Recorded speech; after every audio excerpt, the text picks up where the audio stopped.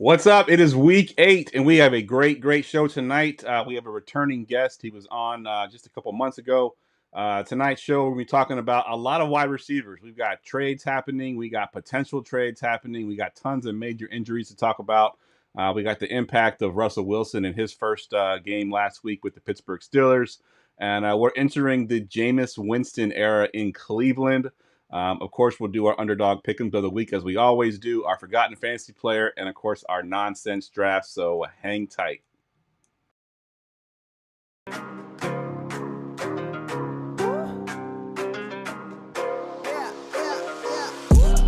Going for 2, kickers are extra, I give them the boot. Ooh, going for 2, sit back, relax while I grab me a brew. Ooh, now I'm reclining while putting my time and I'm ready to go. My spine is aligning and much my lineups, my bank account grow. I am so rich, but knowledge is all that I'm leaving it with. Oh, listen to this, multiple options, how far can I get? Oh, DFS Dynasty redraft tonight, I'm not finishing last. I'm finishing past, any and all I am looking to last. What else? This spot is popping and I am so locked in and only opening the door when it is opportunity knocking. And all of these spots keep on talking and talking. So what are we talking? What kind of alignment? And running it deep, even players forgotten or came from the bottom or hitting that top end. And this spot is popping, yeah, this spot is popping. And woo! This is the armchair, yeah. Put up your arms, yeah. Sound the alarm, yeah, yeah, yeah. Woo! All right, what is going on? And welcome to episode 401 of the Armchair Fantasy Show. I am your host, of course, Geoff Lambert. You can follow me on Twitter at JeffLambert77. Of course, we're here live every Wednesday night at 9:30 p.m. Eastern Standard Time. We're on Facebook Live. We're on Twitch. We're on Twitter. We're on YouTube. Syndicated in all major podcast networks, of course, at GoingFor2.com as well. If you're watching us on YouTube, make sure to hit that like and subscribe button. It really helps us out with the algorithm. Get us seen by more people, please. We appreciate it. All right, I'm here with my co-host, as always, Mr. Ryan Searfoss. What's up, Ryan? Not much, man. Just ready to talk some football and Ravens are rolling right now. Rolling, baby. And not gonna say anything bad about any other teams right now. We're being positive. Right. Positive vibes, keeping a positive season. Just going with it. I was gonna say something mean, keeping it in, not gonna do it. I'm sure it was about my team, I'm sure. Because we have not been good. I can't say anything. I'm not cursing anything. We're keeping it above the waist. Keeping it positive. Right. Keeping it positive. My negativity's brought bad luck. We're keeping it positive this year. Even though being negative is so much more fun. All right. Also joining us tonight, returning guest. He was last with us in August of this year. Swales of Fantasy Points, and you can follow him on Twitter at bettingforall. What's up, man? Hey guys, thanks for letting me be here. It's been a hot minute, so I glad to be back here. Hopefully dive into some of the Fantasy Points data suite and some it's been a crazy season. I don't think I've ever seen quite the injuries to the wide receivers that we've seen thus far. So we're used to seeing quarterback injuries after the last couple seasons, but now it's kind of turned. So it's going to be interesting to see how we, counter the second half of the fantasy season. Yeah, 100%. Usually receivers are the ones you take to be safe, right? And we got these guys getting hurt left and right, it seems. And some major trades happening, too, that we don't always see. Some pretty major names moving teams mid-season. Real quick, for my listeners that didn't catch you last time you were on, what do you do over at Fantasy Points? So over at Fantasy Points, I'm actually one of the data charters taken on this season. So I'm one of Brett Whitefield's data nerds over there. So I chart some of the games and stuff. If you guys ever have a chance, every week we put out a data charter notes article. And I do believe it's one of the free articles that goes out every week. So if you ever want to see some of my insights, some of my notes from the games that I watch, you can usually catch some of it right in there. Good stuff.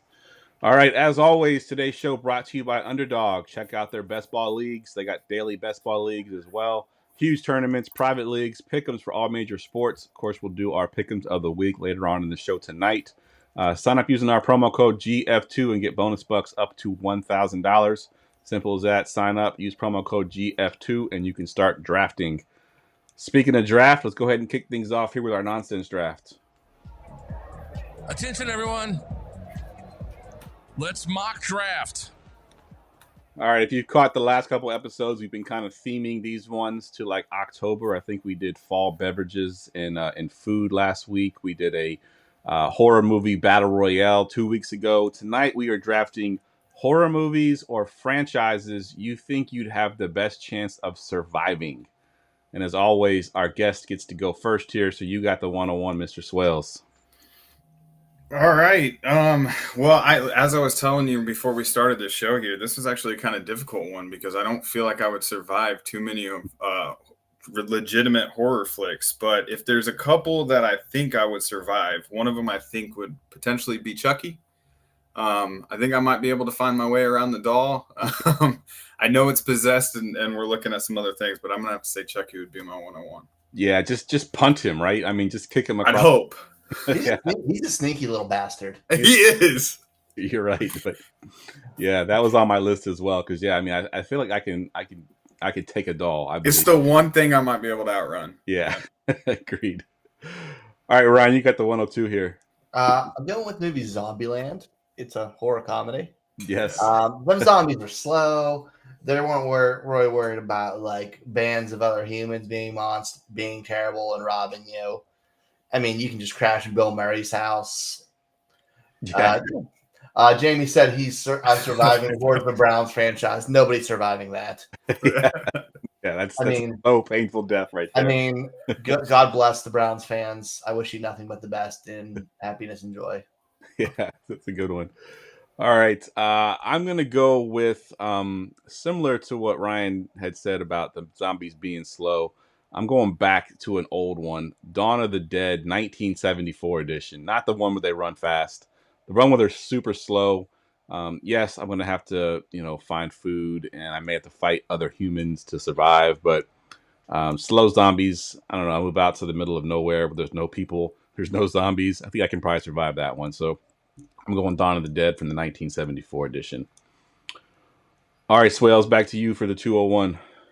Well, now that you guys both went zombies, I wish I almost went this one with my 101, but I thought I could wait because I thought zombies were a little bit more complicated. But in that hindsight, like if you caught me in World War Z or I Am Legend, I'm toast. Like that's not happening. But Walking Dead would be one of those. I mean, they ran that series for 10, 12 years. And those were the old men survived. Yeah, those are like the world's dumbest zombies. I swear they'd have full lifelong conversations while they're trying to break down a window. So yeah, that was I'd like to go with that there. Yeah, I like that one. That's a good choice as well. So zombies was a common theme there. Ryan, you got to go too. I'm just going to leave this very open-ended. Anything with vampires. Vampires are only going to hit you at night. They're not allowed to come in your house via vampire rules without your permission. I ain't inviting a stranger in my house, and I'm not going to be walking around back roads at night. I think I'm good. Think you're good? Yeah. I'm not worried about them. You're past your. You're drunken. Is this a True Blood reference then, or what? Which? Vampires can't do garlic. Can't do daylight. You have to be invited into the house to come in the house. Good, man. Yep. Yeah. Not worried about them. Any of them. It's a good one. All right, so I'm up at the 203 here, and I don't even know if everyone remembers this one or not. It's a little bit older, I think 90s. Candyman. And the premise behind this one is if you say his name 3 times in the mirror, then he comes in and kills you. And I just won't say his name 3 times in the mirror. I think I'll be okay. Just if someone tells me, hey, this guy's supposed to come kill you if you say his name 3 times, I'm good. I'm just not going to say his name. I'm going to avoid it altogether. So Candyman is one I can definitely survive because I just keep my mouth shut. All right, 301 here, Swales. All right, 301. Just back to my concept about the 101. I know he's pretty indestructible, but I'd have to say the dude from Halloween, is that Michael Myers? Right. He just walks. Like I would hope I could jump in a car, jump in a jet. I don't know, get somewhere that he's not going to be able to walk to eventually. He's real light-footed. He'll sneak right up on you. There was like an outer space movie once of him, wasn't there? Like, yeah. So, maybe you're not safe anywhere, but I don't know. Yeah, I like that. All right, Ryan, your last pick here, 302. Again, nice and broad. Anything with possessed kids or haunted houses out in the woods. I'm not going to be near any of this. Now I got no kids. Now I no kids. Don't need to worry about that. Not going to live in some 150-year-old house in the woods. I'm a city person. Ain't got to worry about that. I'm good. I like it. Very similar theme here with my 303. This one was a borderline horror movie. I know it was kind of released as a horror movie, but Jaws. Essentially, And go in the ocean. Don't go in the ocean. You're good. Yeah. Don't go in the water. There's a big ass shark in there. Yeah, I'm good. I'm gonna stay right where I'm at on land here. So yeah, Tossing legs past it. I ain't going into the marshes of freaking Florida and messing with alligators. I'm good. Yep, I'm good. 100%. I'm staying out. So yeah, that's how I was. Sharknado. I'm inland. Yeah. Okay. Agreed. All right, let's get to the roulette wheel. Let's get ready for Armchair Fantasy Roulette. All right, let's waste no time here. Let's give the wheel a spin and see what pops up. All right, this one is from Sal Vitri on Twitter at Sal Vitri DFS. He's talking about some potential buy low guys or guys you can get that are pretty cheap right now. He's talking about Ricky Pearsall. He's a fantastic route runner. He's able to win both out wide and in the slot in college. He's super athletic, runs a 4.40 at the NFL Combine. Obviously, he's a little bit more expensive now because of what happened with Brandon Ayuk, and we got this whole thing with pneumonia with Deebo Samuel. But Ryan, I'm gonna go to you first on this one. What are your thoughts on Pearsall being thrust into this? Could be a major role here coming against the Dallas Cowboys this coming up week. So I like the idea of Ricky Pearsall, but we haven't really had much practice with him because of him getting shot, and he's just coming back. There's a lot, and that's a fairly complicated offense in San Francisco. A lot of it's going to run through George Kittle right now. If he catches something, it might be big play dependent. I'm not really in on it. I know I could regret it because we've seen so many guys just break out in that offense, but I'm honestly not taking the chance of starting if I don't have to. And if I'm a contender, I surely hope I don't have to. Yeah. What about you, Swells? Where do you fall with Ricky Pearsall here? So as far as Ricky Pearsall's talent, overall fantasy points, we absolutely loved him. He embraced the whole separatist, montage, and we're big on, separation over here at fantasy points. As far as this season is concerned, though, I believe that the roles are defined. Even with Juwan Jennings coming back from injury, most of his explosiveness came from when Kittle was out of the lineup, attacking the middle of the field. And Ayuk, his role in that offense was essentially struggling as the field stretcher, the outside receiver. And it wasn't working. So I think basically right now you have a three-headed monster with Juwan, Kittle, Deebo, and of course, a rotation of running backs we'll see with McCaffrey in week 10. Yeah, and I like what Ryan said too, because as a fan of this team, I know how complicated this offense is, and there's a lot of motion involved pre-snap, a lot of things that the receivers have to know how to read and what to do. I don't know if Pearsall is at the point yet where he can do those kind of things. I think we saw a little bit last year when week when Deebo was out, they had one of our receivers back there, whose name I can't remember. I think it was McLeod actually was back there, and he kept messing things up. He was running the wrong routes and going the wrong way, and I could see Pearsall struggling like that initially. So yeah, I'm not out on Pearsall as far as the rest of the season goes, but this week I'm definitely not putting him in my lineup unless I absolutely have to. I might put him on my bench and see if he does anything before I actually plug him in. Rest of the season, if you can hold that roster spot, maybe you hold him and see if he can do anything. But for the most part, I think it's going to be tough this year for Pearsall in general, being behind the curve already. He also came from an offense in college with a super simple offense where his route tree was like 6 routes. Yeah. It's tough. Yep, it is tough. I love the talent. I love him long term, just not now. Yeah, Dynasty, I think I love him a lot. Dynasty's different. Yeah. Yep, agreed. All right, let's get to our next topic here. All right, this is more just news from Diana Rossini, DM Rossini on Twitter. The Rams have called multiple teams about trading former Super Bowl MVP Cooper Kupp. The Rams have indicated a willingness to take on some of the 24 salary and seeking a second-round pick. And I know that Minnesota Vikings has been a name that pops up randomly. I don't know if that's true or not. I think it makes a little bit more sense for teams that like the Bucks that just lost some of their receivers. But Cooper Kupp in general, Swales, is there a team that you think he could be better than where he's at now with Matthew Stafford and that love affair that they have together? Well, better? No, I would not. I would not go as far as better. But if there's anybody that could try and replicate it, we somewhat saw it, and you mentioned it in the Buccaneers. They've got the biggest vacancy right now in that hole overall. We assume DeAndre Hopkins potentially will slide into the big slot role for the Chiefs. So that role's kind of taken up. So with Godwin out for the season, Godwin has been absolutely going nuclear, dominating the slot routes. So he would be able to slide right in there. Liam Cohen obviously running that offense when he had his most successful seasons there with the Rams. So that seems like a marriage made in heaven. Whether or not the Bucks would be willing to make that move, or if they feel like they're in contention enough to make that move, right?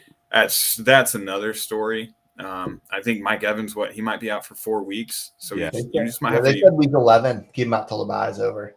Yeah, so you might just kind of have to evaluate where you are, but you're in a weaker division, so you still have an opportunity to grab it by the horns. Yeah, absolutely. What about you, Ryan? What are your thoughts on Cooper Kupp and potentially getting traded here? Yeah, I was going straight to the Bucks because, again, Evans out. They thrive through having their two receivers. We saw their passing game just kind of fall apart when they were gone. Godwin plays that slot role so Kupp could just pop right in. And Godwin was he first in targets before this week with 62 before he got hurt? Yep, he was. Like, it's an easy thing to see. I think they're a team who looks like who should feel like they're still contending because that division's kind of questionable and the NFC's completely up for grabs this year because they're dominant. It would make sense to me, but other teams maybe I don't even know who it makes sense for because of the moves we've just seen a wide receiver, except for maybe Pittsburgh tries to get somebody else. Come back to his home state. I don't know if that's for Cobb. I'm sorry. He comes back. He could go there, but yeah, that's the other one. Maybe Washington to give Jaden Daniels another target. Yeah, Washington has been in the rumor mill. When Devontae Adams was there, they were talking about possibly getting Adams, and Cooper Kupp could come over here and offer that veteran sort of leadership to that young team. So I can see that happening as well. Bucks, I think, like you both said, makes the most sense. The role that is vacated by Godwin is essentially what Cooper Kupp did with the LA Rams already. So, yeah, I like that landing spot. Now, will it actually happen? It's tough to say because I don't know if the Rams – I think it's hard for some of that old. Yeah, it is. And I think beyond – I know that they're talking about, paying some of his salary for 2024, but I think he's still under contract for at least 2025. So – the team that trades for him has to pick up that next year. So it's not like a 1 year rental. I think there's another year after that they have to pay for as well. So yeah, that would be tough for a team like the Bucks to do. I don't know what their situation with the cap is, but it would be tough to have to pay for that second year. Kupp is a $29 million cap hit next year. Oof. And a 27 in 2026. So he's got two additional years. You can cut him in 2026 for $7 million, but he would be at $22 million in dead cap next year. Yeah, that's brutal. That's a hard contract to work around. You have to think it's championship or bust if you make that move this year. Pretty much it. Yep, agreed. All right, let's get another topic up here on the board. We all should have been orange and black for Halloween colors. Oh yeah, good point. All right, this is from the coldest takes at the cold takes on Twitter. He wants to know, how do we feel about Ayuk's value in Dynasty with this injury? So if we put 12 months to it, we think that he could potentially come back at this time next year. Obviously, sign that big contract. The Niners have some cap issues going into next year with guys that they're going to have to pay, like Brock Purdy. Ryan, I'm going to go to you first here. Where do you fall with Ayuk's Dynasty value? Obviously, redraft he's done, but for Dynasty, he's still a viable asset. I honestly think I take the first. I'm not an Ayuk guy. I think we've seen struggles with him, And I think we've seen inconsistencies throughout. I think he is a wide receiver 2 in fantasy. I don't really view him as much more than that. And I really haven't, but even before this season, it's kind of solidified for me. I think I'd rather take the first at this point. Yeah, the 2025 first. Yeah, for sure. What about you, Swells? Where do you fall with Ayuk's dynasty value? 2025 first, yeah. I mean, obviously, without knowing the context or the depth of the wide receiver room, I would be willing to make that move for the 2025 first. It's a little bit more of a heavier, I do believe, a little bit more running back heavy. Well, this year, I know we've got some big wide receiver talents that are top heavy, so I'd be curious to know if that 2025 firster is a little bit earlier or not. Right. But I was trying to do a little bit of digging with Edwin Boris and some of the stuff here on Brandon Ayuk. I know some of it hasn't completely come out, but I've been hearing some rumors. Isn't it multi-ligament? I think it's MCL and ACL. Yep. And so even coming back from a lot of that, and we see this constantly. You got Mike Williams coming back, Cortland Sutton years ago. They're different types of players. I get it, those bigger bodied receivers, but Ayuk does win primarily on the outside, and he's been one of the biggest, advocates of our AS metrics when healthy. So when you win by separation, you have a multi-ligament injury, you're probably looking at a timeline where he's not back to 100% until mid-season of 2025. At best. And so if you're a rebuilding team, somebody like that's no longer a contender, I'm making this move and just, moving on. Agreed. You know who is a example, maybe a year or two older than him with that situation, similar like outside route runner, is OBJ. Yeah. When that kind of just derailed everything. Yep. Godwin, Godwin injured his ACL and he took a year and a half to come back as well. Yeah. Good point.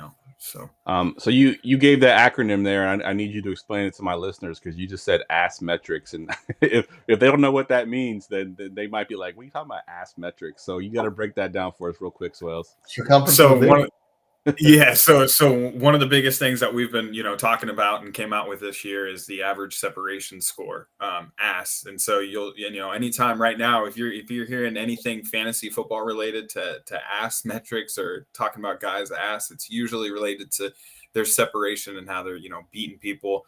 The one thing that we've really been priding ourselves on is we quite literally, and I can, we chart every single route run.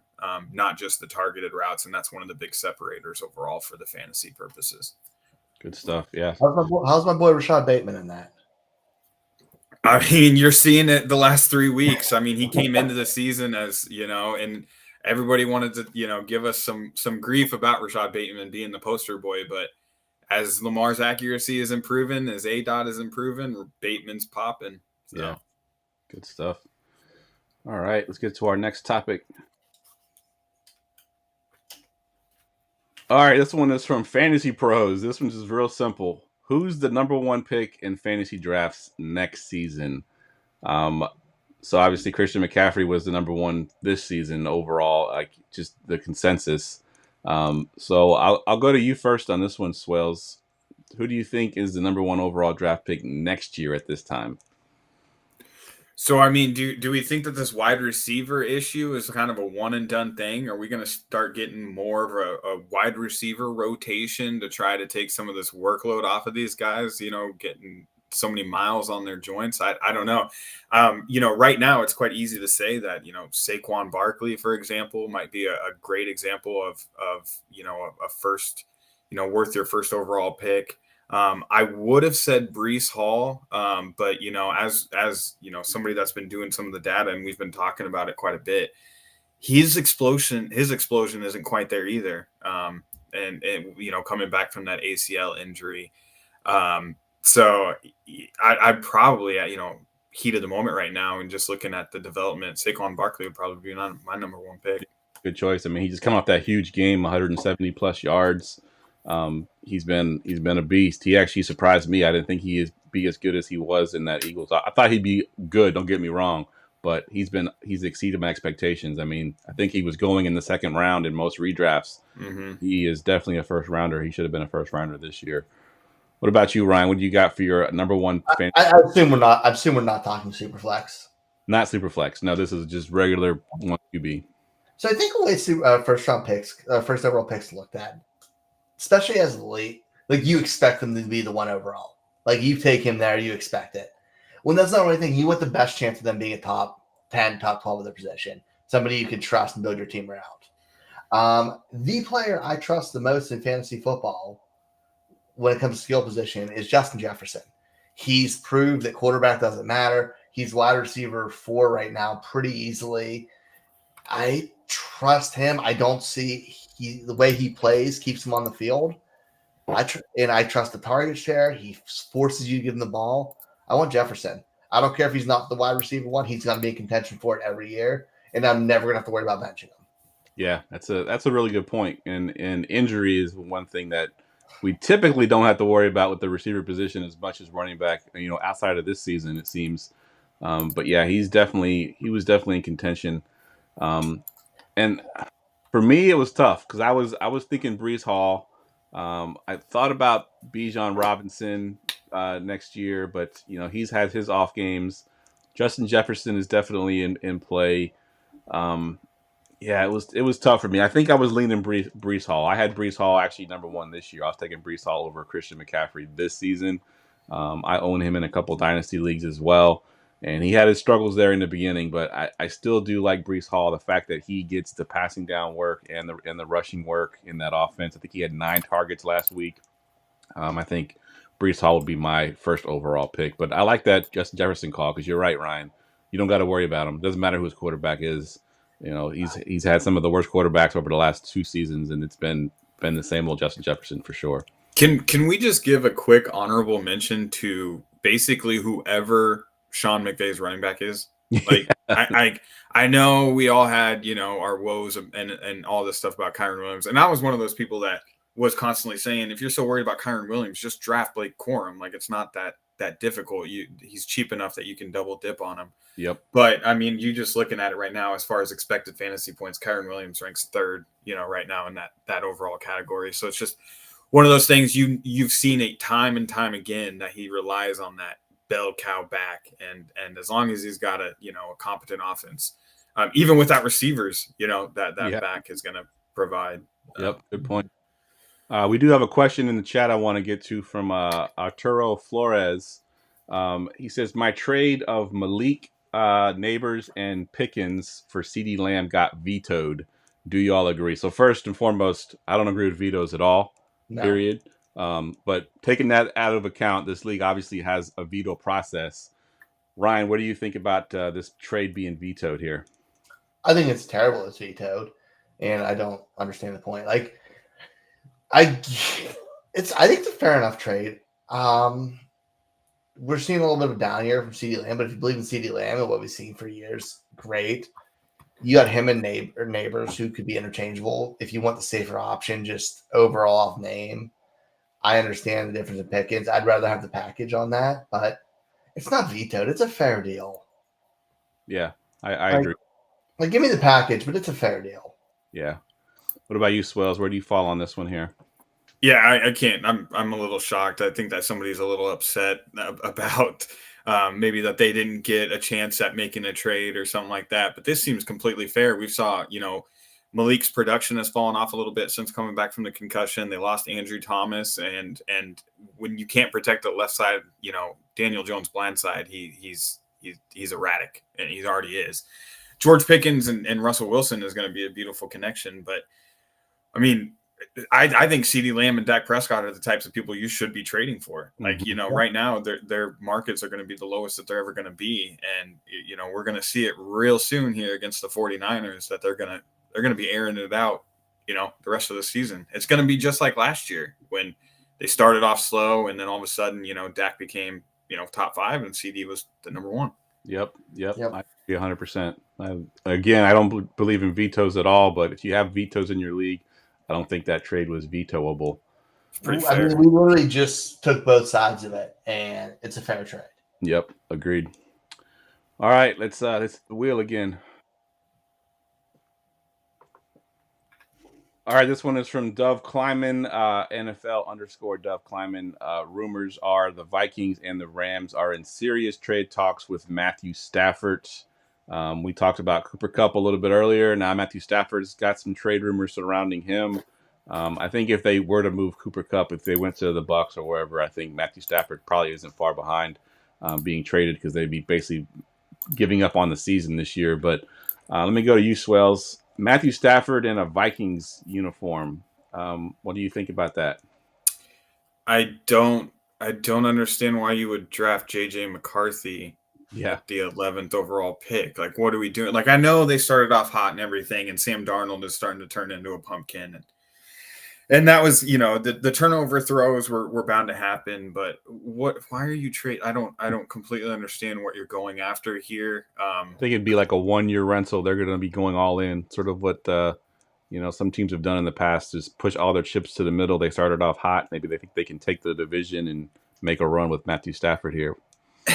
But are you really like? I mean, we just saw him go up against the Lions. I don't quite think that they're up to that caliber. The Lions really shot themselves in the foot a couple of times. That even made it as close as it was. So this one, I think, is just one of those. I think it's exactly that. I think it's just a rumor. Just a rumor. No. Yeah. What about you, Ryan? What are your thoughts here? That's fake. Like, come on. I've heard it from multiple sources. This is just the one that I saw on Twitter. It makes zero sense. It makes no sense. One, you're picking up his huge contract. Two, he's being outplayed by Sam Darnold this year. Yeah. 3, JJ McCarthy is in the wings. Like, no, this is not it. And if it was a team who was desperate for a quarterback, maybe something different. No, this is trash. I refuse. Yeah. No. I think the source is a little bit because I know he's put out some questionable stuff sometimes. This particular Twitter account has. That's definitely something to take into account as well. But I have seen some multiple sources mentioning the Vikings and the Rams in trade talks for Stafford. But I agree with both of you. I don't think it's going to happen. I don't understand the point of it. It's just, it has to do with the O'Connell tree, it has to do with O'Connell being tied to the McVay tree, right? So it just, anytime it's the same thing with Kupp, to the Bucs, that makes more sense. But this one is just, you're grabbing at straws. Just reaching at this point. All right, let's get another topic on the board here. All right, this one is from Al Smizzle. In just the last 4 to 5 seasons, NFL teams may have completed 4 of the worst trades of all time. He lists 4 trades here. Deshaun Watson trade, the Bryce Young trade, the Trey Lance trade, and the Russell Wilson trade. I'm assuming that's the one going to the Broncos. He wants us to rank those 4. So I'll go to you first here, Swells. Rank those 4 trades. Deshaun Watson trade, Bryce Young, Trey Lance, and Russell Wilson. Oof. Okay, so ranking, I'd have to go 4th would be Trey Lance, only because of the fact that they dodged the bullet with Brock Purdy. They managed to get out of it. They cut their losses. And we saw Trey Lance in the preseason. I don't think it's a thing. Number 3, I would have to say Russell Wilson, strictly for similar reasons. Denver did the same thing. They did give up a lot as far as capital, like Noah Fant and stuff like that, a couple of picks. Those picks didn't really turn into too much. If I'm not mistaken, it's been a while since I went back and looked. I think like one of them might have been like Kobe Bryant, something like that. Yeah. And then, Denver got out of it. They're eating the cap right now, like $86 million. They're riding with it, and they're moving on with Bo Nix. Number 2 would probably, this is so hard, dude. Number 2 would probably be Deshaun Watson, just because it's such an abysmal contract. And, if I remember correctly, I don't remember if they gave up significant like trade capital or really, did they? Yeah, they did. And that's part of the reason why the Texans have been pretty good here. And they also guaranteed his contract, the full amount. I did, yeah. 3 first-round picks. 3 first-rounders. Yeah. 3 first of 4. There were 6 picks total. Holy shit. Yeah. So I had not. It's been so long, I had forgotten about the compensation with that one. The Bryce Young, I was going to rank number 1 just because it felt like they've just completely turned the clock back 10 years. I mean, everything that they did was a complete tank on a rebuild and rookie related. They just completely whiffed on everything that they attempted. And it's going to be a long uphill battle as far as, trying to dig out of that hole where a lot of these other teams, they have their picks coming up and can rebuild quickly. Yeah. What about you, Ryan? Do you agree with that order, or do you have a different order? I'm pretty similar. I may go Browns is the worst because of the contract. I know the Bears got so much and their picks turned out to be great picks with like Caleb Williams, DJ Moore out of it, Darnell Wright. Like they filled out a good part of the roster, but Cleveland did so much detriment to their team doing that $250 million guaranteed, 6 draft picks taking away your future. You reset the quarterback market so badly that the rest of the league didn't go along with it because that's what you thought you were going to do. Too much. And they said and he just didn't even try to play and didn't care. It was so bad. Yeah. Oh yeah, I didn't even realize that the picks. It was so recent ago that first round pick actually resulted in C.J. Stroud and Will Anderson. Yeah, that's. I feel like an idiot now. So it's not even close. I mean, they're both horrendous, but they're terrible. The contract's a separating point for me. And because now that he's injured, he's still guaranteed. It's like a boatload of money. So what do you do now? I think you just. I think you do just got to cut your ties at this point. Yeah. You can't even rehab the dude. Well, you get him to rehab and then cut down the franchise and send it to a city that deserves it. Yes, yeah. I think I have the Browns one definitely as the worst, and because of those reasons, because even as bad as the Bryce trade is, they can hit the reset button, right? They can draft another quarterback next year and be fine. The Browns are tied to Deshaun Watson. They're gonna have they're gonna be in salary cap hell until that contract falls off. Yeah. There's nothing that they really can do. They're probably Jameis Winston in the next couple of years. You could give Bryce Young an offensive line and see how it goes. Yep. Just leave him get sacked a record-setting pace. Yep. Yep. You would just wonder if these teams are learning anything, because you look at this and it's like, they just kept getting worse and worse, starting with Lance to Russell to Deshaun to Bryce. It's like, what are we doing here? Are you not you're not learning from your neighbors? Yeah, some of those. Watson is a $72 million cap hit next year, $72 million cap hit the year after that. If they cut him next year, it's $172 million in dead cap. Yeah. If they cut him in 2026, it's $99 million in dead cap. Keeping him on the roster is cheaper than cutting him by a lot. Yeah. He's 26 and 24% of the total NFL salary cap for that team in 2025, 2026. Brutal. They demolished that. That is brutal. All right. That was a little bit not fantasy related, but I thought I'd throw it in there. It was a kind of cool thing to do. Oof. All right. This one is from Stop Wasting My Time on our Discord. He wants to know, does Juju still have a role in Kansas City when he comes back from injury? And what is Nuke's role? Of course, DeAndre Hopkins being traded there. So we'll take this in two parts here. First, Juju, does he have a role still, Ryan, when he comes back from injury? I think he'll have a role. I think we could see like 5 to 8 targets a game across the middle. Like, it may not be great. We could sneak a touchdown here or there, but I think he could be a floor play. I mean, I'm not planning on doing it, but if I have to start a flex and a pinch, I could tolerate it with him. Yeah. I don't think it's going to be superstar. I don't think we're going to see huge games, but I think he'd be a nice floor play for them. They spread the ball around enough, and he can get open across the middle. And, Mahomes actually kind of trusts him a little bit. Yeah, and it's not like the Kansas City Chiefs have, like, good receivers. They've lost all their good receivers are basically injured now. Even with DeAndre Hopkins getting there, there's no one really behind him that we feel comfortable with. So, yeah, I could see him having a role. What about you, Swells? What are your thoughts on Juju here in this offense? So I'm actually a little bit on the opposite side. I'm a little bit nervous that Juju's injury might be a little bit more significant, which made them do this trade. He's already been ruled out. He was ruled out immediately for the upcoming game. So whether or not they put him on IR or whatever, but Steven O'Rourke over at Fantasy Points did a whole breakdown today, pointing out a lot of DeAndre Hopkins metrics out of the slot, including some of he's averaged last year 2.95 yards per route run out of the slot, which was the 5th best. And so that's what, that's exactly what they're looking for. If they can find somebody with a little bit better, ability in that slot, make people miss and run after the catch, similar to Rashee Rice.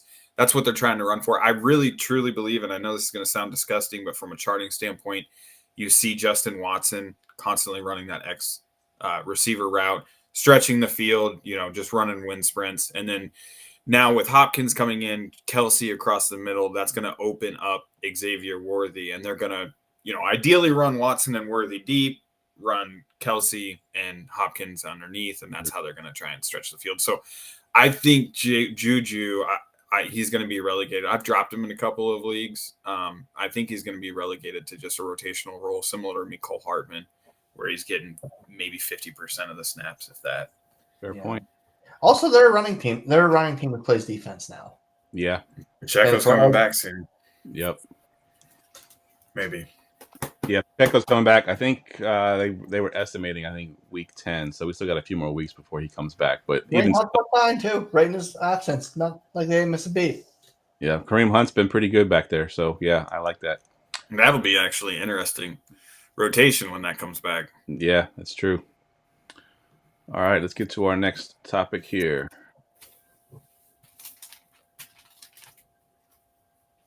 All right, this one's from Joe Orcio at NoExpertFF. He's talking about some guys that are kind of rising up the rankings right now. David Njoku last week had 23.6 fantasy points, 10 catches for 76 yards and a touchdown on season-high 14 targets. He's saying top 6 tight end rest of season. He said he could potentially lead the team in targets with the departure of Amari Cooper. Swales, where do we fall on David Njoku rest of season here? Yeah, I definitely think he's a league-winning type. We're lucky to get Jameis Winston starting up in there. I believe, I think people shortly forget. I know we all talk about his 30-30 season and everything, but I mean, it was just a couple short years ago that he was, 11 touchdowns to 3 interceptions while, playing quarterback for the Saints. And he's a gunslinger. You saw it on that final drive when he subbed in and drove him down for a touchdown. Njoku, that was actually one of the games that I charted this weekend, and Njoku was, getting a lot of, he was just running a lot of the underneath routes, and the short out routes, the check down routes. So ideally with somebody like Jameis Winston, that's going to get him more down the seam, more stretch in the field. One of the things I did see was Cedric Tillman. He seemed to step into that Amari Cooper role, in my eyes. And so I didn't feel like anybody else's roles changed. Njoku's target share maybe took a little bit of a step up. But Cedric came in there and immediately took that role of the big body receiver. And he won on the slant routes, using his frame to get in there. So I'm super excited. If you happen to get Cedric off of the waivers, I know I targeted him. I could be using him in a couple of deep leagues as a flex play this week. Nice. Ryan, what are your thoughts on Njoku and Jameis, your boy Jameis? I love Jameis. Love Jameis Winston experience. Saying somebody's going to be a top 6 tight end this year is not really saying much. But I like the chance that we've never seen a tight end be better than the 4th in targets on Jameis Winston-led team. But he's been on there. He's been on teams with some pretty good wide receivers. And right now, Njoku might be their best athlete as a pass catcher. Yeah. I agree with you. I like the Tillman call with him a lot. Yeah. But I really enjoy that because he likes those big body wide receivers and kind of forces it to them. But I'd be willing to take that chance with Njoku in a heartbeat over a lot of the tight ends right now. So what about this? Njoku or like McBride? The rest of this fantasy season? Are we talking next couple weeks? While Winston, if Winston is starting, do you go Njoku or McBride with Kyler struggles? I think honestly, I might still go with McBride just because the target share's still been heavy. Yeah. Like he's still second in targets for the tight end position. So I want to lean towards that. But after him, Kittle and Bowers. It's kind of up in the air. Yeah, I think I'm That taking might be like my line for him. I'm taking Bowers over Njoku, but I think I'm taking Bowers. Bowers over. is one. Yeah, I think this season it's Bowers and Kittle, and that's it. And I don't trust Kittle's health, so it's Bowers. Who's going the other way? Like who's below McBride? Like, who's the next tight end there? Hunter Henry, Mark? Cal Pitts. Yeah, Njoku over both of them. Cade Otton? Cade Otton right now? Cade Otton still tight end 12. I got one for you, Ryan. Mark Andrews, who's been really good the last 3 weeks. Njoku over Andrews. Yeah, I think Andrews is heating up, but the people who win for Baltimore week in, week out is just not consistent because they're doing such a good job of spreading the ball around. Yeah, they're not going to put up 41 points or whatever they did this past weekend every single week. So I agree. I think Njoku slightly over Andrews, but Andrews my bold prediction is still holding true. Still holding true with Likely getting he's the third on the team right now in targets. Well, no, Likely and Andrews both top 12 tight ends. We're at 8 and 11 right now, and Likely being the higher of the two. Nice. I know you also said that the Likely would be third on the team in targets as well, behind Andrews and Zay Flowers. Probably pretty close, I would think. Bateman might be getting up there now. Justice Hill might be above him. Oh, fair point. He's getting a ton of work as well. Jamie's got one in the chat here. What about Hawkinson coming back from injury? Njoku or Hawkinson? I'm trusting. I mean, this is that multi-ligament injury concept again. You know, I have Hawkinson in a couple of leagues. Like I've got Tucker Kraft as my starter and stuff like that. I think I've got Tucker Kraft in both of them. So I'm just going to keep riding that wave until I see it from Hawkinson. Yeah. There's a couple of players in that category, Anthony Richardson, TJ Hawkinson. They're riding the bench until I see it. Yeah. Yeah. Agreed. All right, let's see. I think we got time for at least one more, if not two.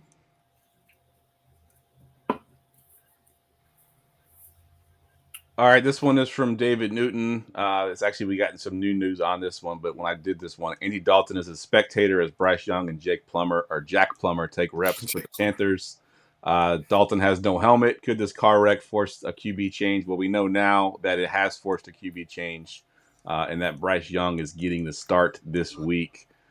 Ryan, any chance at all that Bryce Young has sat behind Andy Dalton for these last few games and comes out and realizes that he's got to let that ball go and not hang on to it so long and can salvage his career at this point? Dude, I hope so. And I hope so for his health. Like, just not to get the shit kicked out of him. Yeah.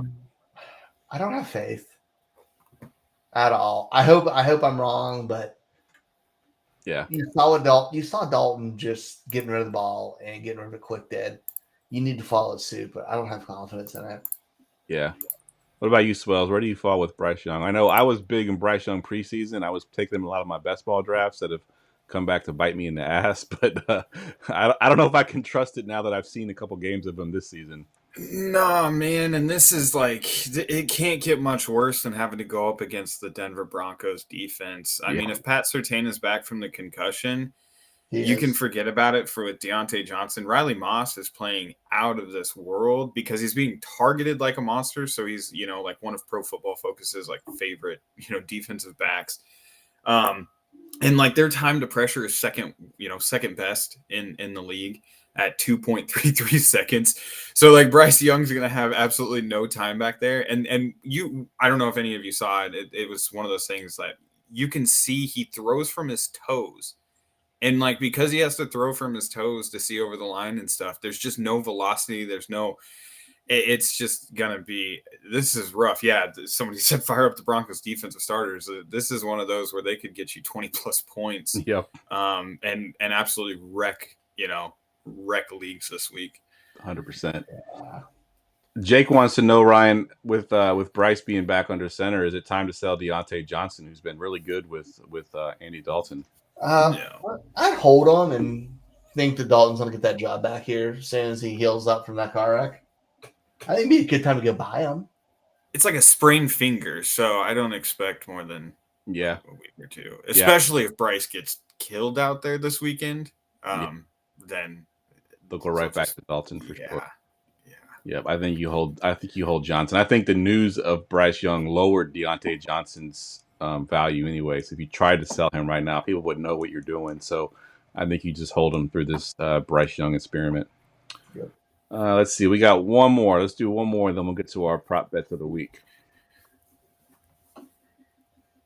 All right. Speaking of Deontay Johnson, this is a sit-em stardom question here, actually for rest of the season. Deontay Johnson on a sinking ship or DeAndre Hopkins in Kansas City rest of season? This one's from David Levesque on Facebook. I'll go to you first, Swells. Give me your thoughts on these two guys. We talked about these guys quite a bit tonight, but putting them together here, Deontay Johnson or DeAndre Hopkins rest of season? Oh, that's a tough one, but yeah, I'm gonna have to ride Hopkins. I'm gonna plant my flag. I'm gonna say it now. He's gonna take over that big body slot receiver role in the KC offense. He's probably gonna get fed, those 8 to 9 targets a game. I think he's gonna, take it away from Juju for the majority of that. And just the rotation, the carousel of quarterback with Deontay Johnson. It's starting to look like it's definitely matchup dependent. If he's going against a defense that provides a lot of pressure, doesn't give Andy Dalton or whatever the quarterback is back there time to pass. You can play it like that too, but otherwise, yeah, I don't mind putting DeAndre Hopkins as my wide receiver 3, set and forget it there. Yeah. Are you the same way, Ryan? Rinse, repeat what he said. I'm on board with all that. Yeah, agreed. I think it's Hopkins in Kansas City for sure. All right, let's get to our prop bets. Prop bet of the week. All right, last week's unfortunately did not hit. We did 4 last week. We usually only do 3, but Ryan got cute and wanted to throw an extra one in there. Our Derrick Henry one hit, and then my Jordan Love over 1.5 touchdowns hit, but the other 2 did not. So we're on a little bit of a cold streak now. So we'll go to you first here, Swells. Give me your pick'em of the week. All right, my pick'em of the week this week is going to be actually on the Thursday night game, and I'm going to be riding with Aaron Jones. I'm double checking to make sure it hasn't moved. But yeah, okay, so it's at 69.5 right now, but I'm not worried about it at all. His rush yards, I expect him to get 75 plus and a touchdown this week. Overall, he's in a smash spot against the Rams' soft defense. They're going to want to control the ball a little bit more, especially if they end up getting a lead, be able to, ride Aaron Jones. Fantasy points has him projected at 89 yards. So that gives you a nice 20-yard discrepancy there. And if I can get a 20-yard projection discrepancy, I'm hitting it. So they actually have it not available right now. So they're getting ready to change it. Would you take 74.5 rush and receiving yards higher? So instead of just rushing, putting those together and adding about 8 more yards? Yeah, I could definitely see that. For some reason they got it grayed out. I can't click on it, so they must be changing that line there. Well, that's because yours shows 67. Mine shows 69 when I refresh my page. Let me try refresh it. Maybe that's because it was sitting here. But yeah, that's when I got it at was 67.5. I'm not surprised that they jumped it. The other one you could do would be it's a little bit riskier, but you could do his rush attempts. There we go. Got it. 69.5. So we're good now. I just needed a refresh. All right. So we're on the right track. If only we could have got it 2 yards cheaper. Yeah, if we had gotten to the pick'em of the week at the start of the show, we probably could have got 67. Yeah. All right, Ryan, are you going with your Yeah. Before I do that, that CD Lamb trade in the chat. Keep CD Lamb side. That's not even a question. Side note, we're rinse and repeat Derrick Henry. We're riding that train until it comes off, and I don't think it's coming off. Yeah, that was it hit again. Dude. That was the one that Ryan originally picked somebody else to make it more interesting, and then threw in the Derrick Henry one. And of course, the Derrick Henry one is the one that hit, and that is higher than a half a rush or receiving touchdown, which has been pretty much every game this season. He's hit that mark. It's been every game, yeah. All right. I still got it at a 0.7 multiplier. That's surprising. It's pretty good. I'll take it. All right, and then mine is also going to be from the game tomorrow night, and this guy has been just crushing it. We mentioned him earlier about him being quarterback proof. I'm taking Mr. Justin Jefferson higher than 83.5 rushing or receiving yards in the game on Thursday night. He's been He's been good for that almost all year. So I will throw. I think he's averaging over 100 yards a game right now. So at 83.5, I think is too low. So I will take higher on that. Let's drop my $5 on this, and go ahead and confirm. All right, and it's that simple, guys. If you haven't signed up for Underdog yet, go get the app. It's obviously free to download. Use our promo code GF2. Get up to $1,000 in bonus bucks. It's pretty easy to play the pick'ems. You pick your players, and then you get to watch them on Sunday. We were hot there for a while. We hit 4 in a row. We've missed the last 2 weeks, so we're hoping to get back on the winning track here this week. So. You don't got to sweat it too long. You get 2 of them on Thursday night. That's right. Exactly. And then you can just sit back and have your legs up because Derrick Henry's got Derrick Henry's going to score a touchdown. All right. Let's get to our forgotten fantasy player. Get ready for GoingFor2.com's Forgotten Fantasy Player of the Week. All right, Swells. Give us your hints here. All right, man. So, this player, I crowned him the Puka before Puka. All right. So, that was the whole rave this year. Everybody wanted to know who was this year's Puka Nacua and everything. So I thought it was kind of fitting here because I think we kind of forget about him, especially being such a late round pick and immediately coming in and going into action. In fact, his rookie season, he finished second in Rookie of the Year voting. And his second season, he finished fourth in wide receiver scoring with 184 fantasy points in standard scoring leagues. He is currently the team's all-time leading receiver. Marquise Colston. Yep. Nailed it. Yep, that's it. He's the team's time, Ryan. Yep, he's the team's all-time leading receiver. By over he's got more than 2,000 yards, almost 2,000 yards more than the number 2 at 19 over 1,900 more yards than the next closest person and 179 more catches than the next closest person. Nice. And obviously with Michael Thomas and stuff, I think we just forget about him. He's a 7th round pick. Yeah. It was absolutely elite from the go. So what's funny is when you said the Puka Nacua before Puka Nacua, that name popped in my head immediately. And the whole time I'm thinking, is he old enough to know who Marcus Colston is? Figure out like this, and then you kept giving the stats, and I kept like pecking them off. Like, all right, that's Colston, that's Colston. So yeah, good stuff, man. Good. I got to give a shout out to my boy Chris because I was struggling with this one. And I texted him. I was like, hey man, who's somebody forgotten? He gave me 2 names, and I was like, dude, Marcus, 7th rounder and everything, and obviously won the Super Bowl with Breeze and whatnot. So that's.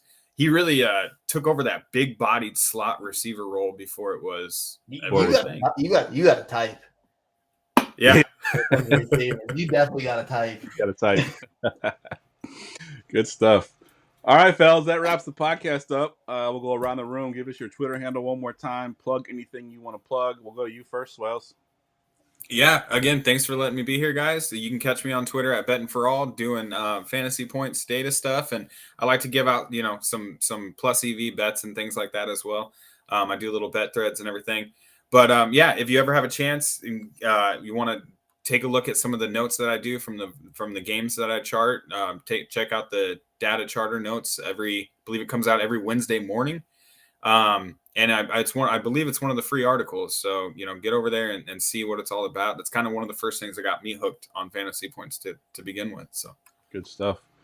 Ryan. Twitter Fox534. Find me at GoingFor2 Armchair Fantasy Show every Wednesday night. Find me over at the Rookie Big Board with the Dynasty Big Board podcast. Good stuff. As always, guys, you can follow me on Twitter at JeffLambert77. You can find me in the Going For 2 Discord, which you can find the link at GoingFor2.com or in my Twitter handle or in the description of this YouTube show right here. I do want to say that there will not be a Wednesday show next week. We're taking a week off next week, so we'll be back in November. I believe November 6th is our next Wednesday show. However, we will have our Friday show with me, Gerson, and Tim. It's our annual Halloween show. So if you play DFS and you want to tune in, me and Tim and Gerson are going to dress up in our Halloween costume like we do every year and do a show for DFS. Always a good time. Kirsten usually drinks about 12 beers during the show, and by the end of the show, he's slurring his words. But come check it out Friday night. It's a late one. It's 11:30 p.m. Eastern Standard Time. So if you're up late and you play DFS, come check us out on Friday. All right, that's the show for Ryan. For Swells, I'm Geoff. We will see y'all in 2 weeks.